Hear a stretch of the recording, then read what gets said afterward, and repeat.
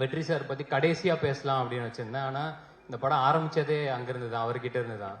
அதனால் நான் அங்கேருந்தே ஆரம்பிச்சிடலான்னு பார்க்குறேன். வெற்றி சார் ஆஃபீஸ்லேருந்து ஃபர்ஸ்ட் ஒரு நாள் ஃபோன் வந்துச்சு, கால் பண்ணி கூப்பிட்டாங்க.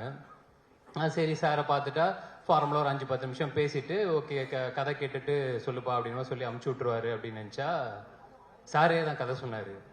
ஒரு ஹோல் கிரக்ஸ் ஆஃப் த ஸ்டோரியை ஒரு ½ அன் ஹவரில் சொல்லி முடிச்சுட்டு அதுக்கப்புறம் ஒரு 1 மணி நேரம் 1.5 மணி நேரம் பேசியிருப்போம்னு நினைக்கிறேன். எனக்கு என்னன்னா, ஒரு கதையை சார் இவ்வளோ நம்பி சொல்றாரு அப்படின்னா அவரு அந்த கதை மேல வச்சிருக்கிற நம்பிக்கை என்ன அப்படிங்கறத மட்டும்தான் நான் நம்பினேன்.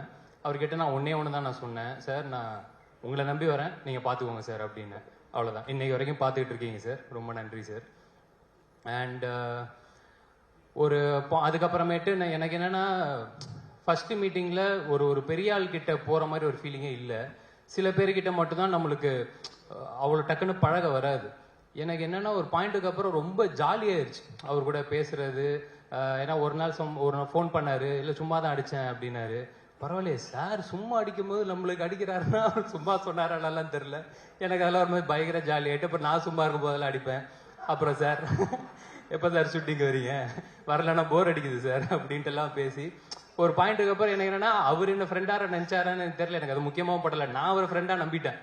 ஓகே நம்ம இப்படியே போயிடலாம், அது ரொம்ப சந்தோஷமா இருக்கு. ஏன்னா அவ்வளவுதான், இந்த பஸ் போய் நின்றுச்சு அப்படின்னா இதுக்கப்புறம் இந்த பஸ்ல ஏற முடியுமாலாம் தெரியாது.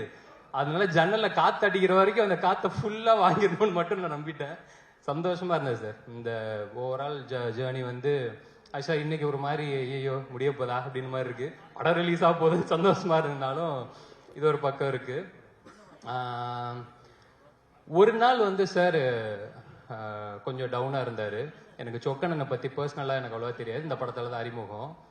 சார் டவுனா இருந்தார். என்ன சார் என்னாச்சு அப்படின்னு மாதிரினா, இல்லை நான் வந்து இந்த இண்டஸ்ட்ரிக்கு நானும் சொக்கும் ஆல்மோஸ்ட் ஒரே டைம்ல தான் வந்தோம்.